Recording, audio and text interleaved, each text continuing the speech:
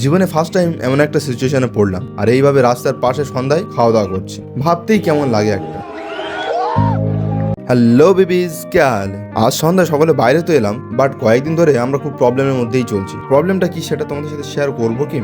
যাই হোক, তোমাদের সাথে শেয়ার করেই ফেলি। আর কয়েকদিন ধরে না সকলের হাত খালি। মানুষের শেষ হয় টাকা মাসের শেষে, বাট আমাদের মাসের মাঝখানে শেষ হয়ে গেছে। তো যে জন্য এত প্রবলেমের মধ্যে পড়ে গেছি, আর কি বলবো। খাওয়া দাওয়াও ঠিকঠাক হচ্ছে না, গ্যাসও শেষ, সব শেষ। গ্যাস তাহলে তবু নয় কিছু একটা এদিক ওদিক করে রান্না করে নেওয়া যায়, কিন্তু গ্যাসও নেই। যে জন্য প্রায় 3-4 দিন হলো সকালে ঘুম থেকে তো একটু দেরিতে উঠি, সেটা অবশ্যই, বাট ওর পর থেকে সেই সন্ধ্যা পর্যন্ত কোনো খাওয়া দাওয়া কিচ্ছু হয় না। তো আজকে সন্ধ্যায় সবাই মিলে প্ল্যান করলাম যে কি বাইরে গিয়ে কিছু খেতে হবে, নাহলে হবে না, সব অভুক্ত প্রাণী হয়ে গেছে। এখন সামনে যা পাবো তাই খাবো। তো যে দাদার দোকানে আমরা চাটা খাই, ঠিক আছে, ওখানে এলাম, এসে মনে ঘুগনিও করে, তো ওনার কাছ থেকে ঘুগনি নিলাম 4-5 প্লেট। ওনার বাড়ি থেকে একটা প্লেট আনা হলো, আর আমরা মুড়িও বাইরে থেকে কিনে মুখটা দেখাও।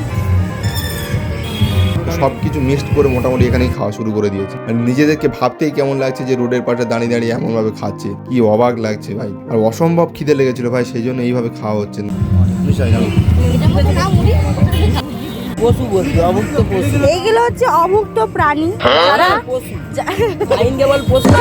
এটা হচ্ছে সব থেকে বড় এই যেগুলো সব তার শিষ্য বিশ্ব পঙ্গপালের দল এগুলো।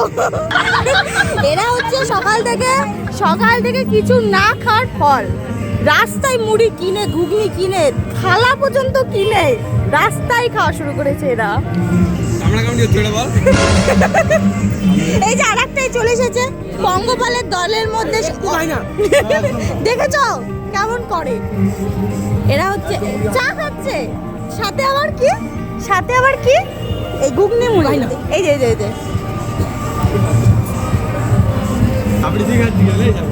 মামা